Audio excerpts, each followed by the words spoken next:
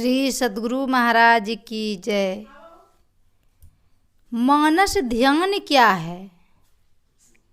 अपने अंदर में अपने इष्ट का मनोमय रूप बनाकर मन को उस पर टिकाना ही मानस ध्यान है।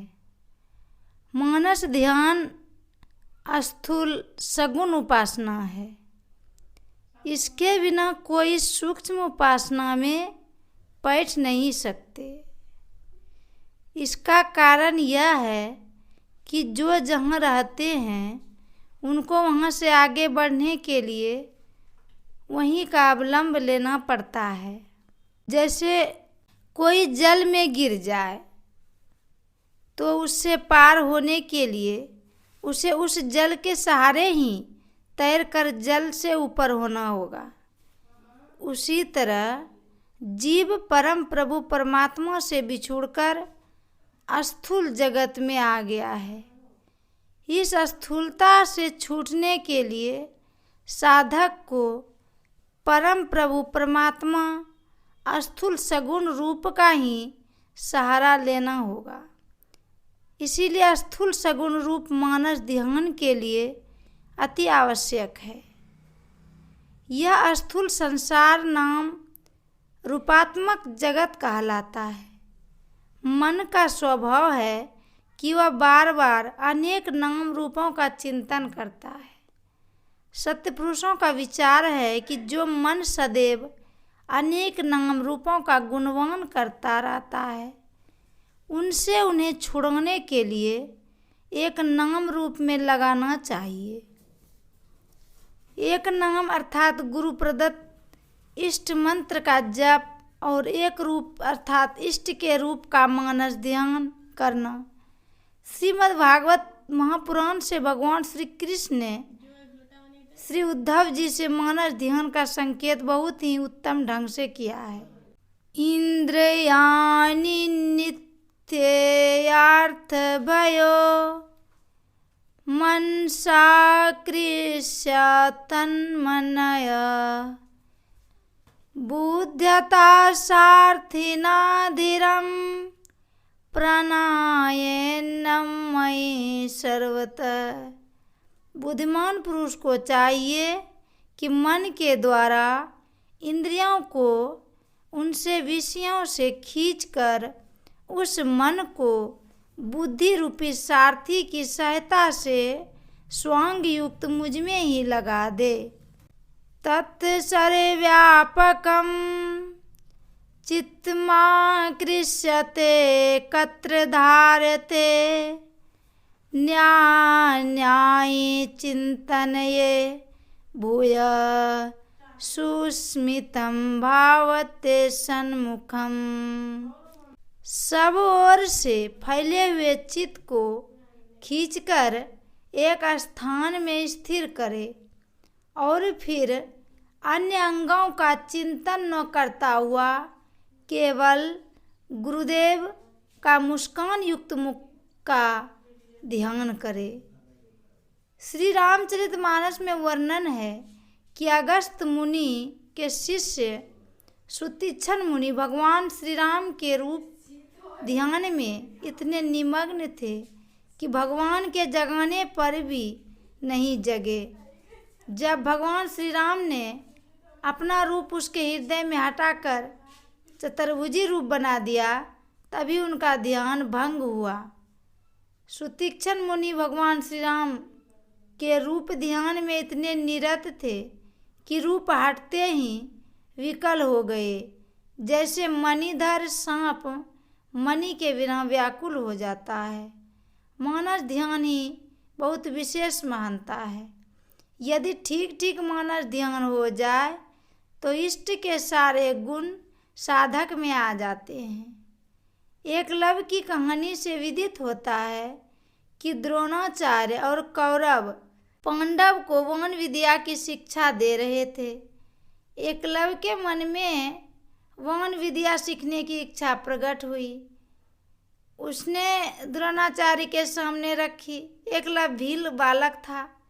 उसे अनधिकारी जानकर आचार्य द्रोण ने शिक्षा देने से इनकार कर दिया। एकलव्य बड़ा ही साहसी था। उसने आचार्य द्रोण की प्रतिमा बनाकर उस प्रतिमा को ही गुरु मानकर द्रोणाचार्य की सारी प्राण विद्या, वन विद्या प्राप्त कर ली। इनका कारण यह था कि एकलव्य का मन इतना एकाग्र था कि उसे द्रोणाचार्य को देखते ही उनके रूप को अपने मन हूबहू बिठा लिया। इस मानस के आधार पर उनसे गुरु द्रोण की प्रतिमा बनाई थी। संतों की वाणी में गुरु रूप के मानस ध्यान को विशेष महत्व दिया गया। संत कबीर ने तो ध्यान का मूल रूप गुरु को ही माना है। मूल ध्यान गुरु रूप, मूल पूजा गुरु पाँव, मूल नाम गुरु वचन, मूल सत्य सद्भाव। उन्होंने गुरु को ईश्वर तुल्य बताया है। गुरु साहिब करी जानिए, रहिए शब्द समाय, मिले तो दंडवत बंदगी, पल पल ध्यान लगाए। ईश्वर मानकर गुरु पूजा करने की अनुमति दी है। गुरुदेव ही ब्रह्मा विष्णु और सदाशिव है। तीनों लोकों से बढ़कर गुरुदेव से, तीनों लोकों में गुरुदेव से बढ़कर कोई नहीं है।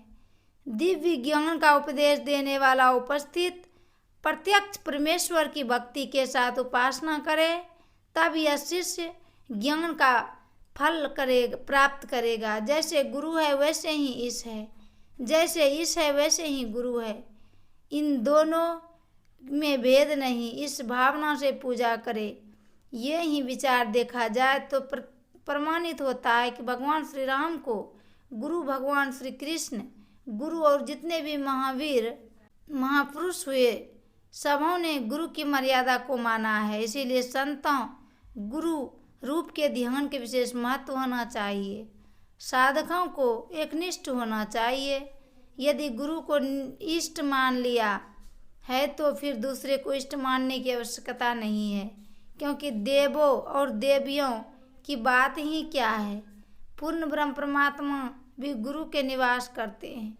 संत सदगुरु महर्षि में ही परमहंस जी महाराज की वाणी में आया है, देवी देव समस्त पुरन, ब्रह्म परम प्रभु, गुरु में करे निवास, कहता है संत सबू। संत कबीर साहब का भी आदेश है कि गुरु की पूजा कीजिए, सब पूजा जे ही माही। इसीलिए कहा गया है सर्वप्रथम गुरु का ही ध्यान करना सर्वोत्तम है। गुरु ध्यान से मन पवित्र होता है और सूक्ष्म ध्यान की क्षमता प्राप्त होती है, अर्थात परम प्रभु परमात्मा के बिंदु रूप का ज्ञान होता है। संत सदगुरु महर्षि में परमहंस जी महाराज कहते हैं कि प्रथम ही धारो गुरु को ध्यान, हो श्रुति निर्मल हो बिंदु ज्ञान। संत गुरु नानक देव जी महाराज भी कहते हैं कि गुरु की मूर्ति मन मही ध्यानु, गुरु के शब्द ही मंत्र मन मानू, गुरु के चरण हृदय ले धारहूँ, गुरु पार ब्रह्म सदा नमस्कार हूँ। गुरु नानक देव जी महाराज का विश्वास है कि गुरु रूप को अपने हृदय में बसा लेते हैं, उसे मनोवांछित फल की प्राप्ति होती है। सत्य गुरु मूर्ति हृदय बसाइए, जो ही इच्छे सोई फल उपाइए।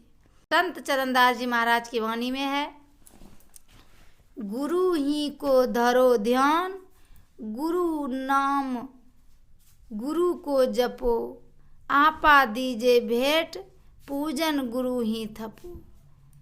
संत दरिया साहब भी यही बात कहते हैं, सतगुरु ध्यान रटो लौलाई, मीट ही जरा जीभ जम नहीं खाई।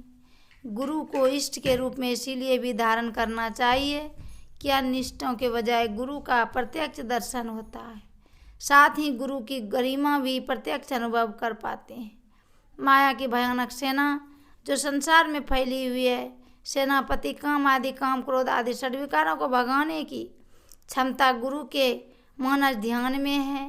महर्षि में ही परमहंस जी महाराज के शब्दों में, सतगुरु सतगुरु नित ही पुकारत, छीजत पाप समूह रहे, सतगुरु रूप हिय में धारत, काम क्रोध मद लोभ दहे।